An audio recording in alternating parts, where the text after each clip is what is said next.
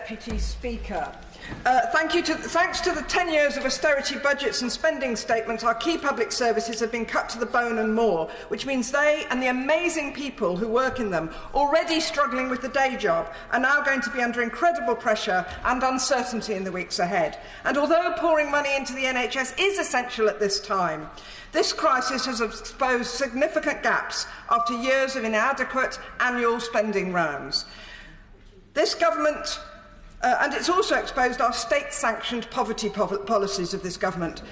The government could learn from France, where households and businesses are being protected from going under with a €300 billion package. But in Hounslow, Madam Deputy Speaker, after £140 million cuts over 10 years, our council, like all local authorities, have simply no headroom available to address the COVID-19 crisis in social care, in public health and support for volunteering to ensure the safety of vulnerable people in self-isolation. So in the short and ever-diminishing time available, Madam Deputy Speaker, I'm going to cover issues that have dominated my postbag, and unless the government addresses them, we'll continue to do so and will continue to be relevant even once we're over this crisis. Madam Deputy Speaker, there was nothing in the budget to help councillors nor the London Mayor able to properly serve our communities at this time.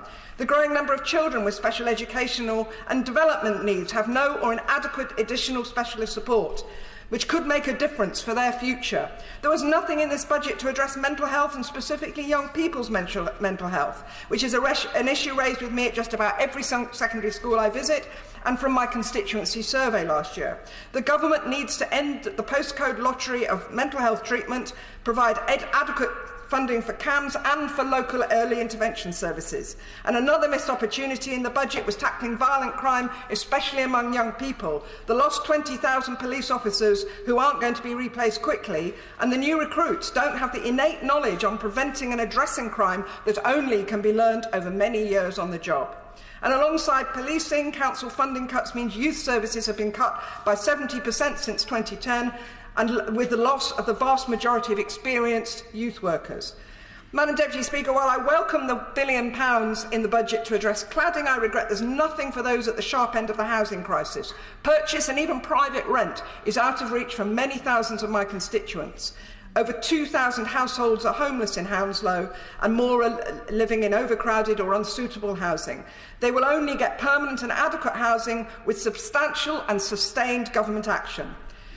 The elephant in the room of this budget was the climate crisis. Billions for new roads were found and the freeze on fuel duty was upheld, but nothing for active travel nor for solar and tidal power, which scream out for investment. So, Madam Deputy Speaker, while I of course appreciate this budget was delivered at a time of extreme uncertainty and funding has gone to the NHS, but this is not a budget for the people of this country and didn't address the continuing underlying problems facing our society.